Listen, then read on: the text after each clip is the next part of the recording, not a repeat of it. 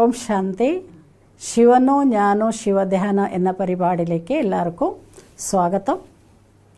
ഇന്നലെ രാജയോഗ ജീവിതത്തിലെ 4 സ്തംഭങ്ങളെക്കുറിച്ച് ഞങ്ങളൊക്കെ മനസ്സിലാക്കി.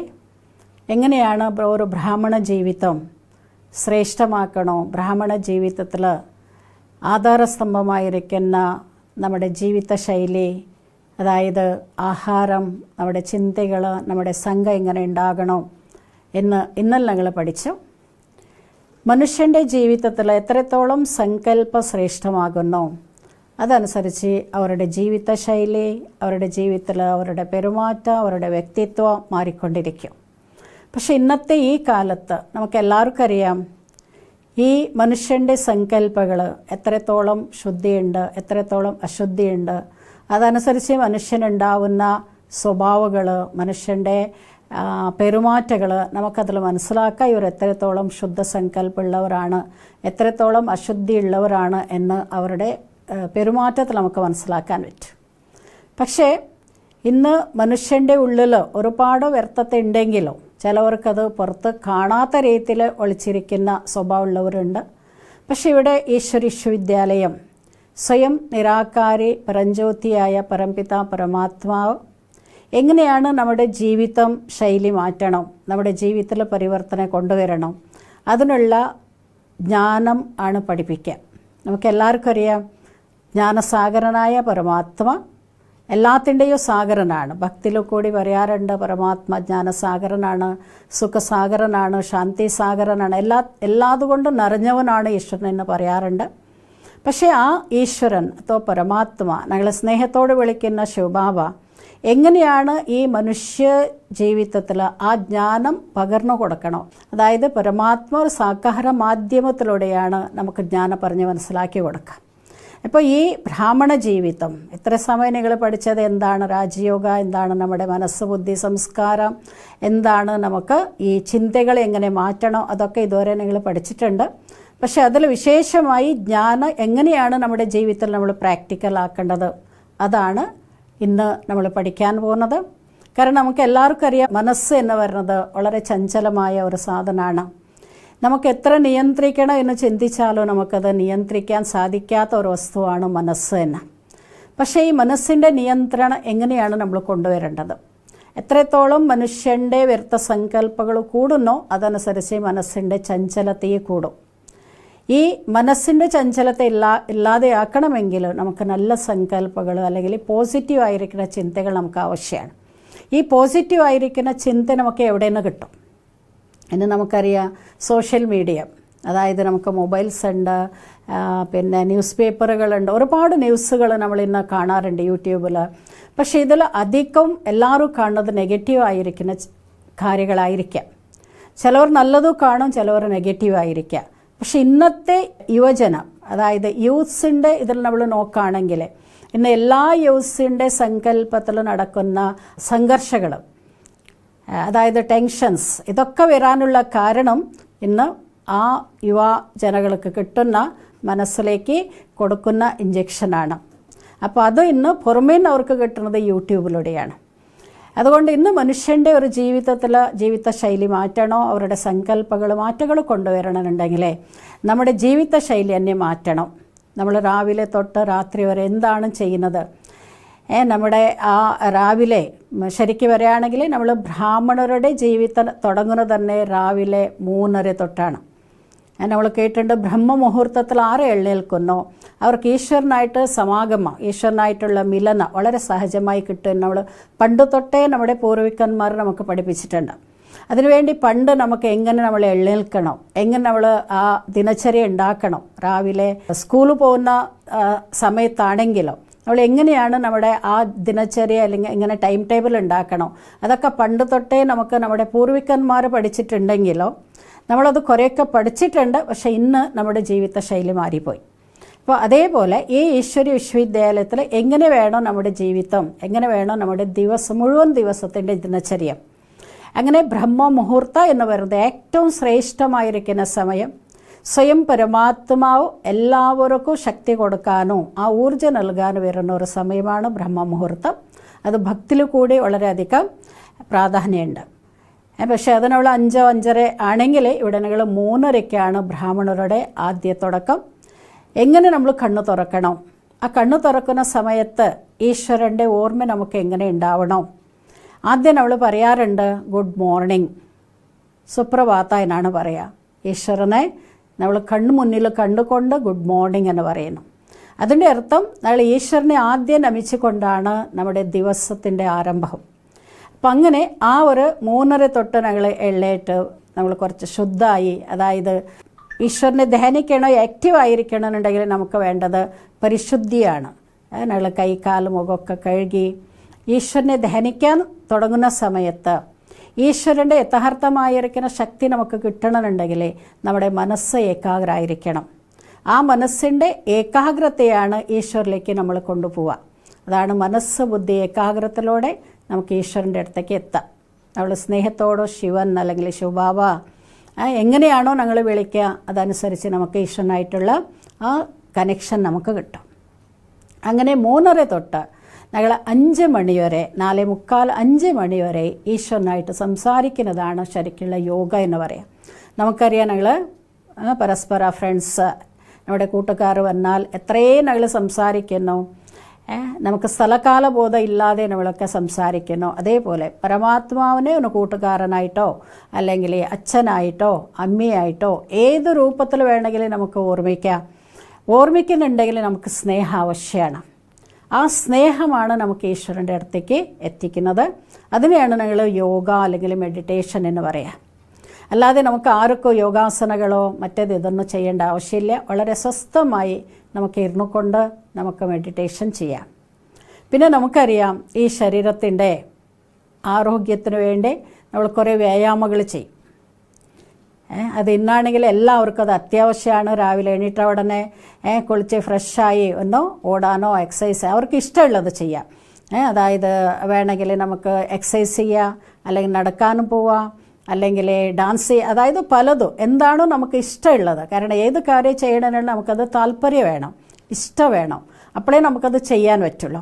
അങ്ങനെ ശരീരത്തിന് കാരണം നമുക്ക് ബ്ലഡ് സർക്കുലേഷൻ ഉണ്ടാവണമെന്നുണ്ടെങ്കിൽ അത് ആവശ്യമാണ്. അതുപോലെ അത് കഴിഞ്ഞ ശേഷം നമുക്ക് ഈശ്വരന് പറഞ്ഞു തരുന്ന സത്സംഗമുണ്ട്. എന്തുകൊണ്ട് നമ്മൾ സത്സംഗത്തിലേക്ക് പോകുന്നു? കാരണം സത്സംഗം എന്ന് പറയുന്നത് സത്യമായിരിക്കുന്ന സംഘം, സത്യമായ ഈശ്വരൻ നമുക്ക് ടീച്ചറായി വന്ന് പഠിപ്പിക്കുന്ന ഒരു സമയം.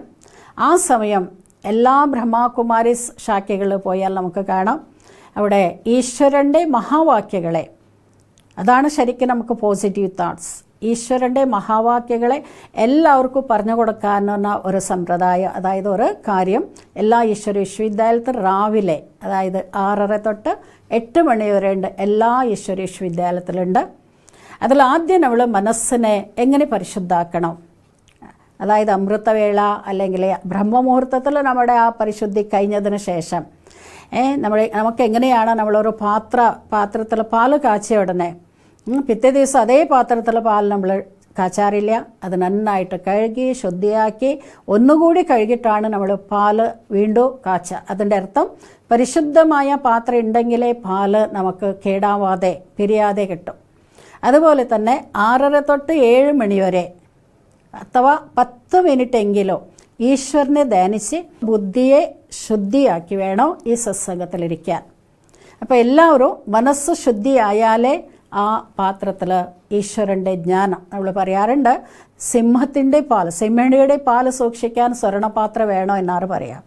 അപ്പോൾ അതിൻ്റെ അർത്ഥം നമ്മുടെ മനസ്സ് ബുദ്ധി എത്രത്തോളം പ്യൂറാവുന്നോ പരിശുദ്ധാവുന്നോ സ്വർണ്ണാവുന്നോ അതിൽ ഈശ്വരൻ്റെ ജ്ഞാനം നമുക്കത് ശേഖരിക്കാൻ പറ്റും. ജ്ഞാനികളുടെ സങ്കല്പം വളരെ ശുദ്ധിയായതുകൊണ്ട് അവർക്ക് പറഞ്ഞ ഉടനെ എല്ലാതോ മനസ്സിലാക്കാൻ സാധിക്കും. അതേപോലെ ഇവിടെ ഈശ്വരൻ്റെ ജ്ഞാനം എന്ന് പറയുന്നത് സാധാരണമായിരിക്കുന്ന നോളേജ് അല്ല. ജ്ഞാനസാഗരനോ വിശ്വത്തിൻ്റെ പിതാവായ സർവശക്തനായ ഈശ്വരൻ നമുക്ക് തരുന്ന ജ്ഞാനം നമ്മൾ ബുദ്ധിയിൽ സ്വീകരിക്കുന്നുണ്ടെങ്കിൽ നമ്മുടെ ബുദ്ധി എപ്പോഴും പരിശുദ്ധമായിരിക്കണം. അതിനെയാണ് നിങ്ങൾ ഈ സത്സംഗത്തിൽ ഇരിക്കുന്ന മുന്നേ 10 മിനിറ്റെങ്കിലോ ഞങ്ങൾ ഈശ്വരനെ ധ്യാനിച്ച് നമ്മുടെ സങ്കല്പങ്ങളെ ഏകാഗ്രമാക്കിക്കൊണ്ട് വേണോ ഈ സത്സംഗത്തിൽ പങ്കെടുക്കാൻ. അപ്പോൾ ഈശ്വരന് തരുന്ന ജ്ഞാനം നമ്മുടെ ബുദ്ധിയിൽ ധാരണയാക്കാൻ നമുക്ക് സാധിക്കും. അപ്പോൾ ഈ സത്സംഗം കഴിഞ്ഞതിന് ശേഷം നമുക്കറിയാം നമ്മളൊക്കെ ഗൃഹസ്ഥികളാണ്, ജോലിക്കാരുകൾ ചെയ്യുന്നവരാണ്, നമ്മൾ ആരും സന്യാസിമാരല്ല. പക്ഷെ കാര്യങ്ങൾ ചെയ്തേ പറ്റൂ. നമുക്ക് ഒരുപാട് കടമകളുണ്ട്, അതിനെ നമ്മൾ നിറവേറ്റിയേ പറ്റും.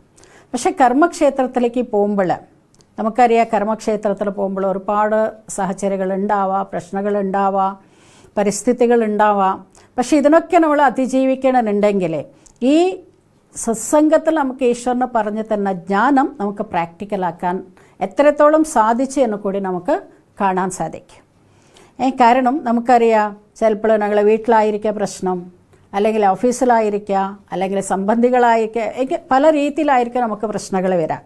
അപ്പോൾ നമ്മുടെ മനസ്സാകെ ടെൻഷനിലായിരിക്കും, ഒരുപാട് വ്യർത്ഥത്തെ വരുന്ന ചിന്തകളായിരിക്കാം.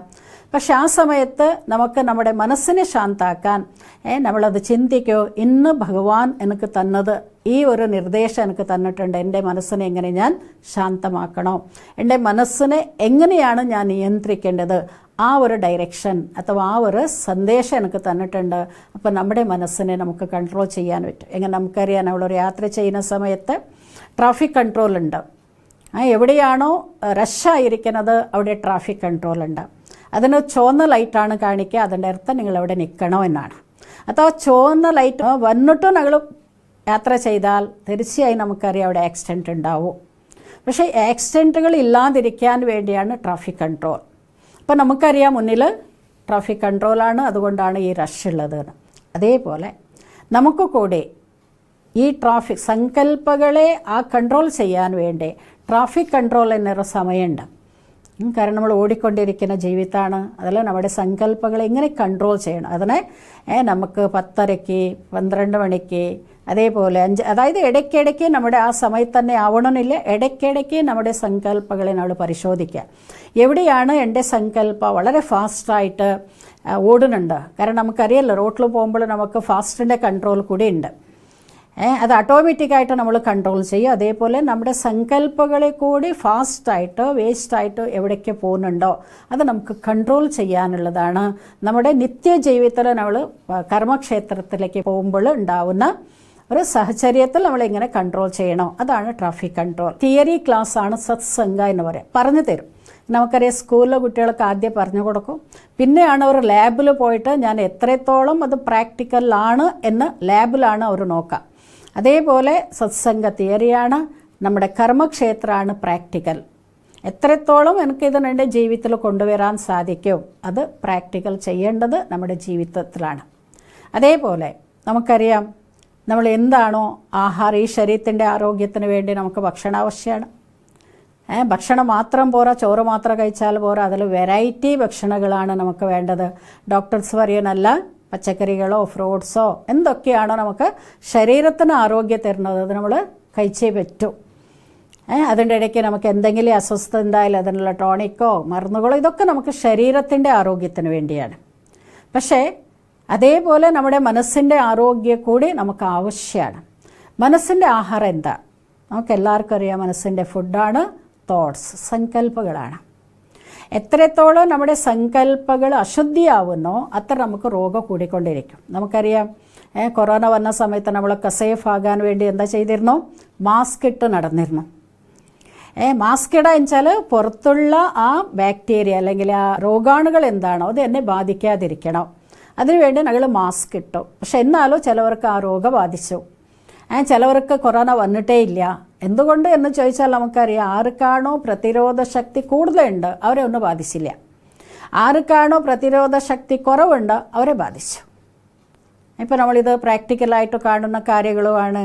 എങ്ങനെ ഒരു വ്യക്തിയുടെ ശരീരത്തിൽ ആ പ്രതിരോധ ശക്തി ഉണ്ടാവില്ല, ഒന്ന് ഒരു തുമ്മുന്ന ആൾ മുന്നിൽ കൂടി വന്നാൽ മതി അവർക്ക് തുമ്മൽ വരും.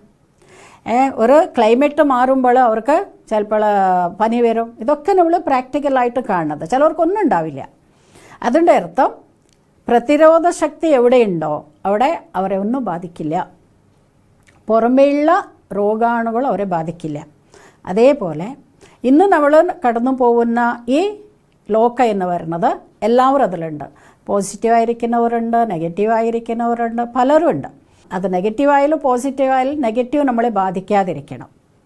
അതിനുവേണ്ടി ഈശ്വരൻ നമ്മളെ പഠിപ്പിച്ചു തന്നത് എത്രത്തോളം നിങ്ങൾ ശുദ്ധമായിരിക്കുന്ന സങ്കല്പങ്ങളെ സേവിക്കുന്നു, ശുദ്ധ സങ്കല്പങ്ങളെ ആഹാരങ്ങളെ കഴിക്കുന്നു, അപ്പോൾ നമുക്കൊന്നും നമ്മളെ ബാധിക്കില്ല.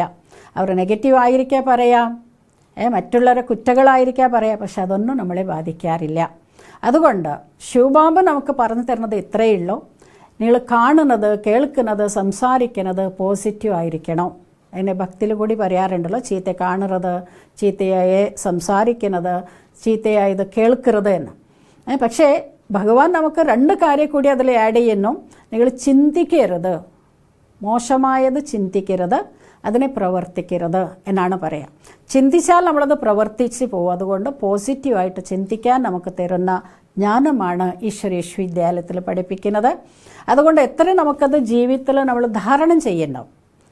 ആഹാരം കഴിച്ചാൽ എങ്ങനെ ദഹിച്ചാലേ നമുക്ക് ഈ ശരീരത്തിലേക്ക് ഊർജ്ജം കിട്ടുന്ന പോലെ പരമാത്മ തരുന്ന ഈ ജ്ഞാനം എത്രത്തോളം നമ്മൾ നമ്മുടെ ജീവിതത്തിൽ ധാരണം ചെയ്യുന്നു, അപ്പോഴാണ് നമുക്ക് ആത്മാവിലേക്ക് ഊർജ്ജം കിട്ടുക.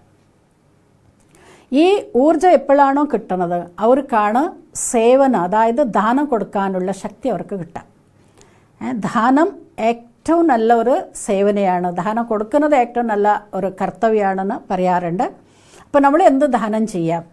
ഇതിനെയാണ് നമ്മൾ സേവന എന്ന് പറയുന്നത്.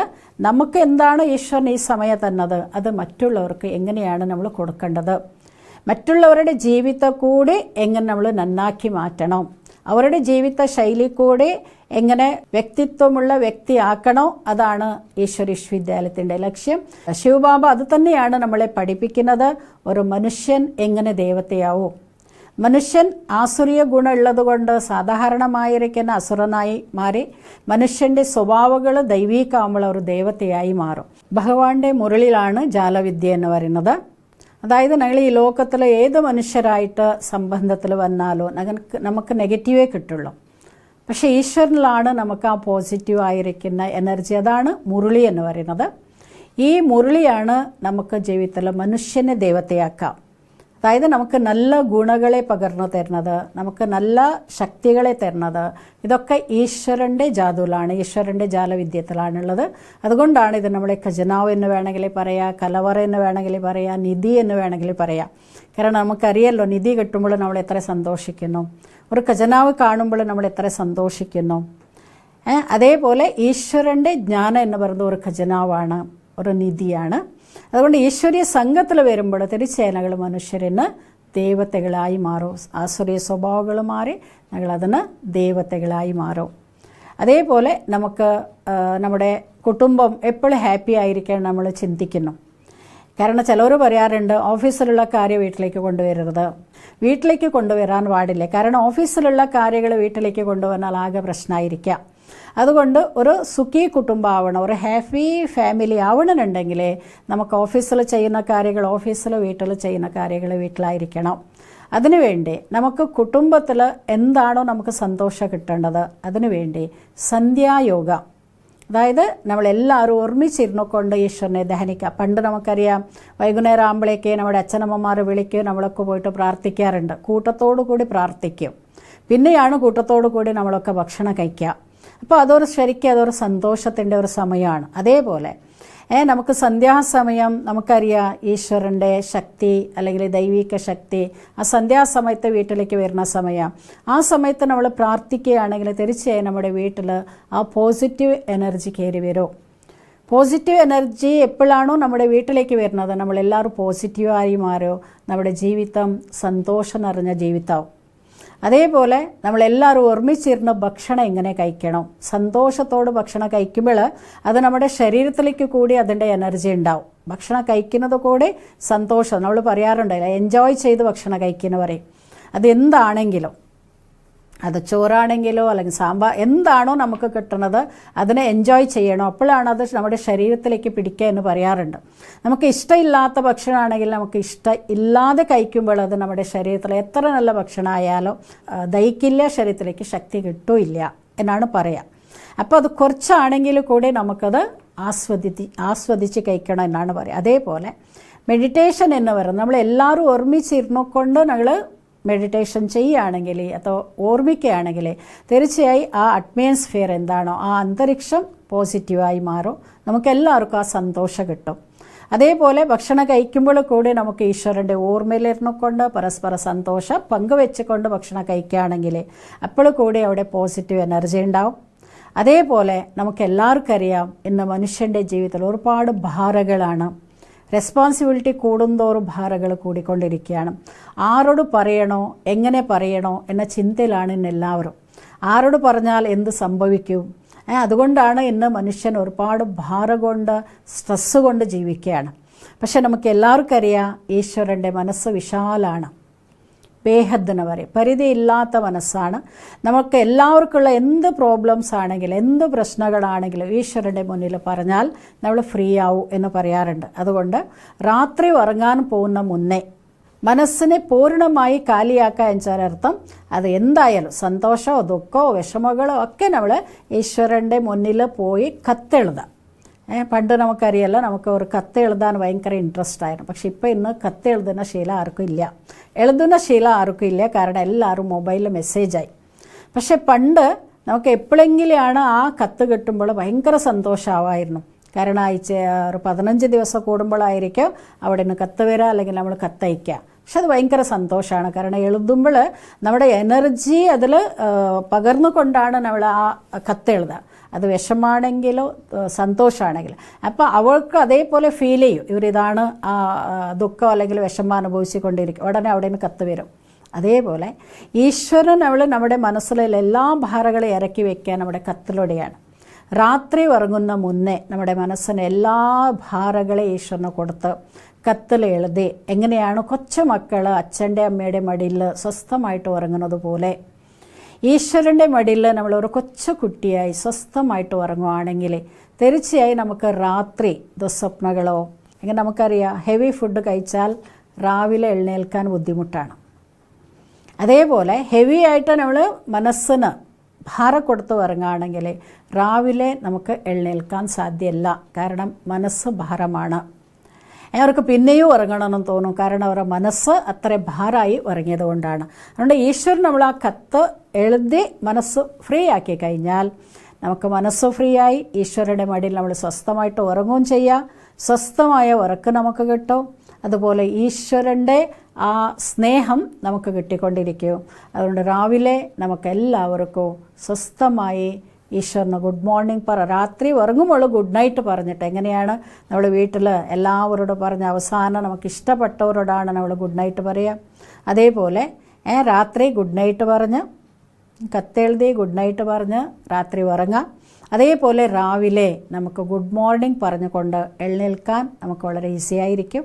നമ്മുടെ മനസ്സ് ഉന്മേഷ ഉണർവും എല്ലാതും ഉണ്ടാവും. അതുകൊണ്ട് എല്ലാവർക്കും ഈ ഒരു അവസരം കൊടുക്കാൻ ഈശ്വരൻ ഈ ഭൂമിയിൽ വന്നിട്ട് നമുക്ക് ഈ ജ്ഞാനം പറഞ്ഞു തന്നെ നമ്മുടെ എല്ലാവരുടെ ജീവിത സുഖവും സന്തോഷവും ശാന്തി സമൃദ്ധി നിറഞ്ഞ ഒരു ജീവിതം ആക്കാൻ വേണ്ടിയാണ് ഈ ഒരു ജ്ഞാനം നമ്മുടെ ജീവിതത്തിൽ നമുക്ക് ഈശ്വരന് പകർന്നു തരുന്നത്. അതുകൊണ്ട് എല്ലാവർക്കും ഈ ജ്ഞാനത്തിലൂടെ ജീവിതം സന്തോഷവും സ്നേഹവും നിറഞ്ഞ ഒരു ജീവിതമാവട്ടെ. ഈശ്വരീയ വിശ്വവിദ്യാലയത്തിൽ 4 വിഷയങ്ങളാണ് പഠിപ്പിക്കുക. അതായത് ജ്ഞാനം, യോഗ, ധാരണ, സേവ. ജ്ഞാനം എന്ന് പറയുന്നത് നമുക്ക് എല്ലാവർക്കും ഇത്ര ദിവസം കേട്ട ക്ലാസ്സിൽ മനസ്സിലായിട്ടുണ്ടാവും. ഞാൻ ആത്മാവാണ്. ആത്മാവ് മനസ്സ് ബുദ്ധി സംസ്കാരമുള്ള ഒരു ചൈതന്യ ശക്തിയാണ്. 7 ഗുണങ്ങളുള്ള ഒരു ചൈതന്യമാണ്. ആ ആത്മാവാണ് ഈ ശരീരത്തിലൂടെ പ്രവർത്തിക്കുന്നത്. ഇതാണ് ജ്ഞാനം എന്ന് പറയാം. അതേപോലെ പരമാത്മാവ് ആരാണ്? പരമാത്മാവിൻ്റെ ഗുണകർത്തവ്യങ്ങൾ എന്താണ്? പരമാത്മാ ജ്ഞാനസാഗരനാണ്, സ്നേഹസാഗരനാണ്. ഇതാണ് ജ്ഞാനം എന്ന് പറയാം. പിന്നെ വരുന്നതാണ് യോഗ. യോഗ എന്നാൽ അർത്ഥം നമുക്കറിയാം, കമ്മ്യൂണിക്കേഷനാണ്, സംബന്ധമാണ്, മിലനാണ്. ഇതൊക്കെ നമുക്കറിയാം. പക്ഷെ എങ്ങനെയാണ് ഈശ്വരനായിട്ട് ഞങ്ങൾ ബന്ധപ്പെടണം, ആ ഈശ്വരനായിട്ടുള്ള കമ്മ്യൂണിക്കേഷൻ എങ്ങനെയാണ്, അതാണ് നമുക്ക് ഈശ്വര വിശ്വവിദ്യാലയത്തിൽ ഈശ്വരനെ ഒരു പോയിന്റ് ഓഫ് ലൈറ്റ് ആണെങ്കിലോ പ്രജാപിത ബ്രഹ്മാവിലൂടെ എങ്ങനെയായിട്ട് കണക്ട് ചെയ്യണം, അതാണ് യോഗ. അതിനെയാണ് ഞങ്ങൾ അമൃതവേള ബ്രഹ്മമുഹൂർത്തത്തിൽ എഴുന്നേറ്റ് ഞങ്ങൾ മെഡിറ്റേഷൻ ചെയ്യാം. അതുപോലെ തന്നെ രാവിലെ മുരളിക്ക് മുന്നേ, സത്സംഗത്തിന് മുന്നേ ഞങ്ങൾ മെഡിറ്റേഷൻ ചെയ്യാം.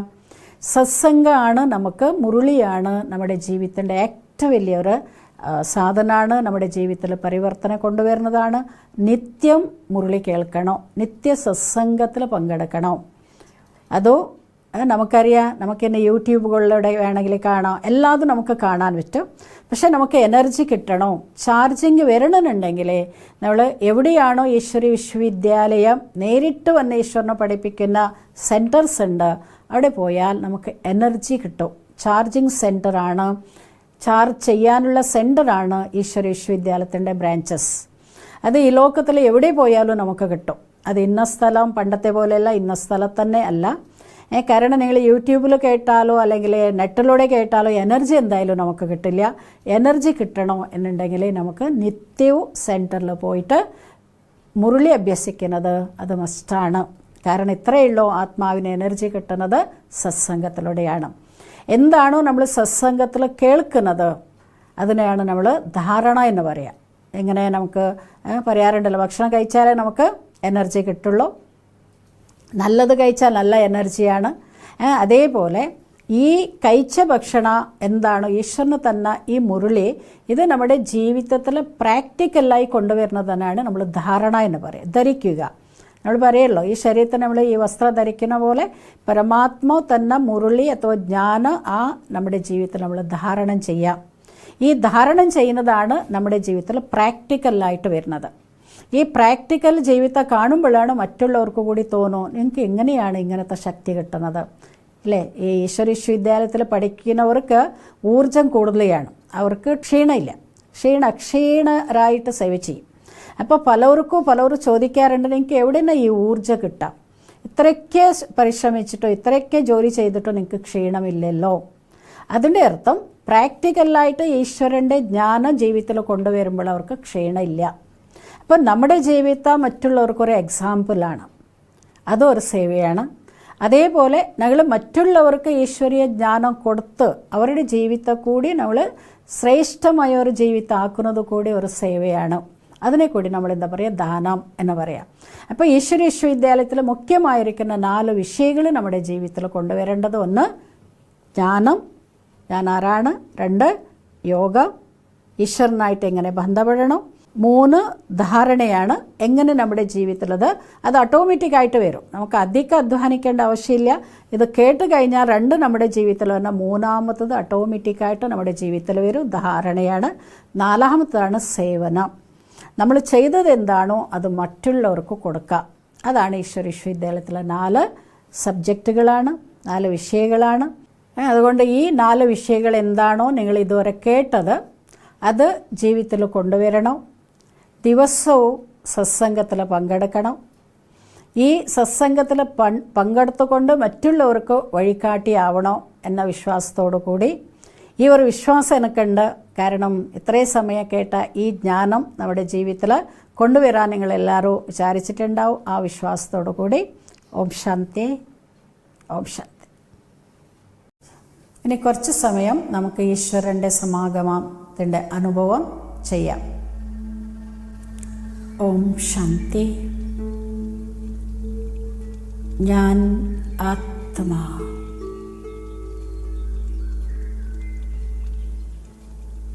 ഈ ശരീരത്തിൻ്റെ ഭ്രൂമധ്യത്തിൽ തിളങ്ങുന്ന ഒരു ചൈതന്യ ശക്തി ആത്മാ.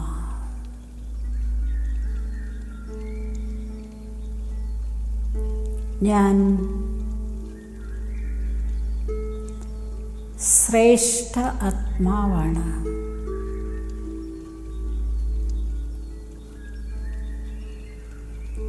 ഞാൻ ആത്മാ.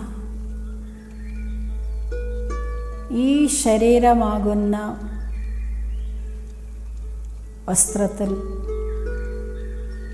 ഭൃകുട്ടിയാകുന്ന സിംഹാസനത്തിലിരിക്കുന്ന ഒരു ദിവ്യ നക്ഷത്രമാണ്.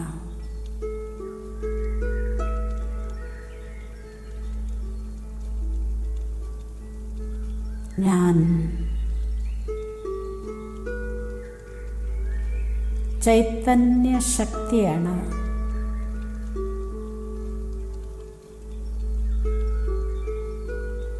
ഞാൻ ആത്മാ.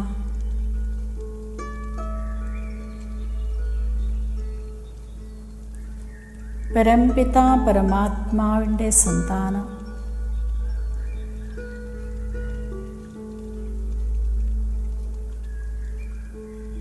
ശ്രേഷ്ഠ ആത്മാവാണ്.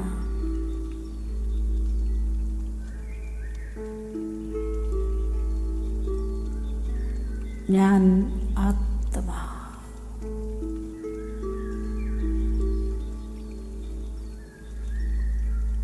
പരംപിത പരമാത്മാ എൻ്റെ പിതാവാണ്.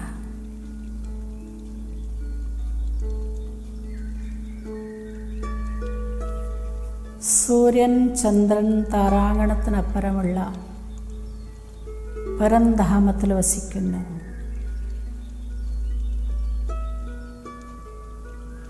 ഞാൻ ആത്മാവ് കൂടി.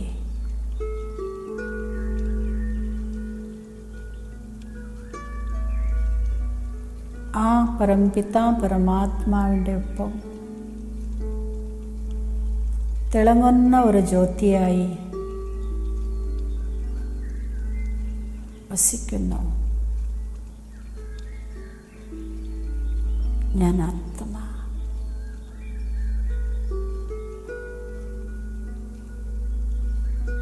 എൻ്റെ പിതാവായ പരമാത്മാ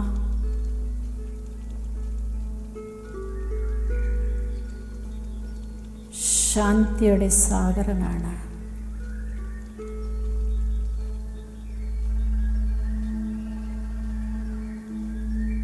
ഞാൻ ആത്മാ ശാന്തസ്വരൂപിയാണ്.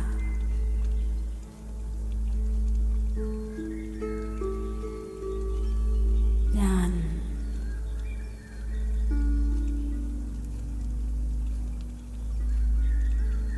സമ്പൂർണ്ണ ശാന്തിയുടെ അനുഭവം ചെയ്യുന്നു.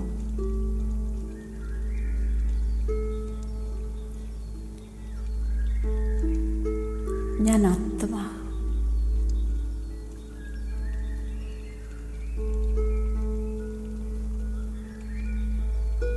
ശക്തി സ്വരൂപിയാണ്.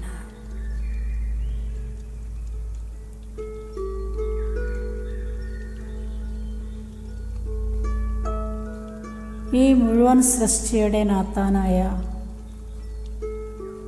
ശിവബാബ സർവശക്തനാണ്.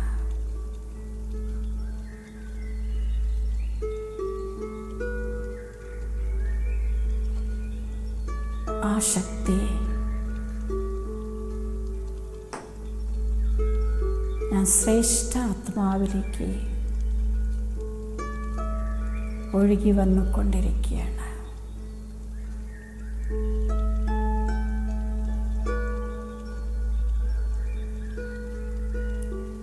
ഞാൻ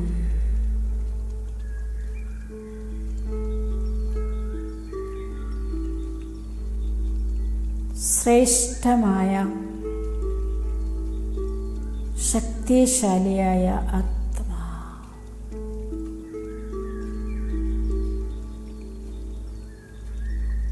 ഞാൻ ആത്മാ.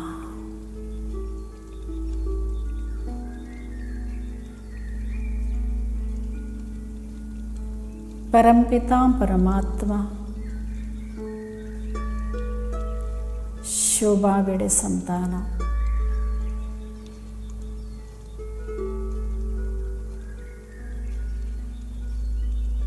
ആ പരമാത്മാവിൻ്റെ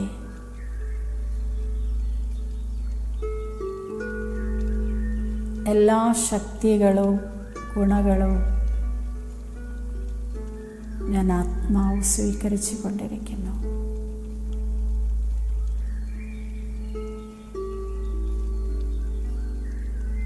ഞാൻ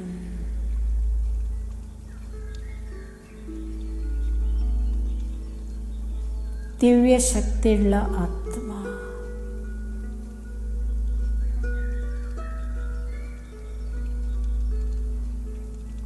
ഞാൻ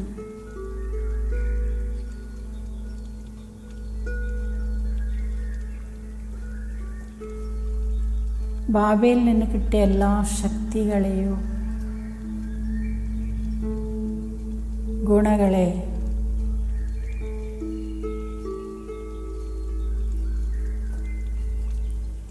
ഈ സൃഷ്ടിയിലുള്ള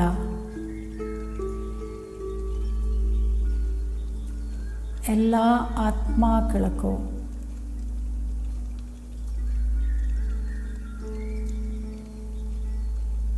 നൽകിക്കൊണ്ടിരിക്കുന്നു.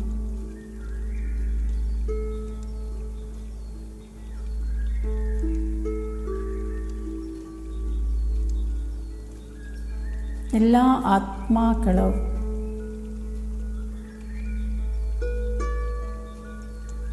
ശാന്തിയുടെ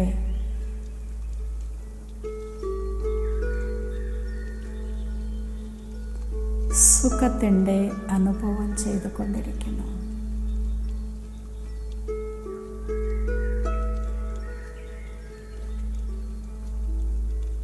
ഞാൻ ആത്മാ.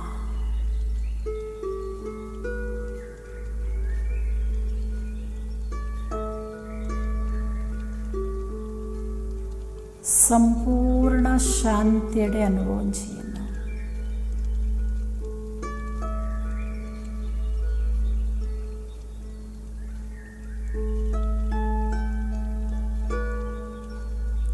ഞാൻ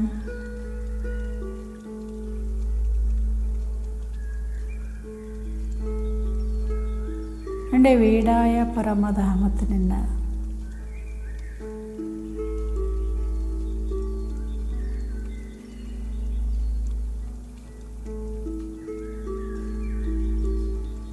ഈ സാകാര ലോകവും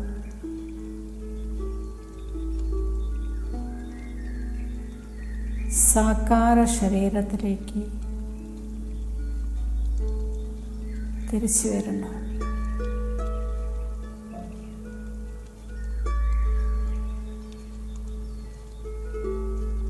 ഞാൻ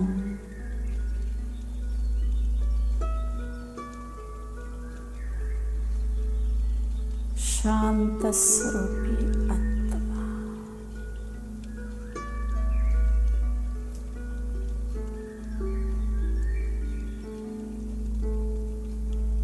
ഓ ശാന്തി ശാന്തി ശാന്തി.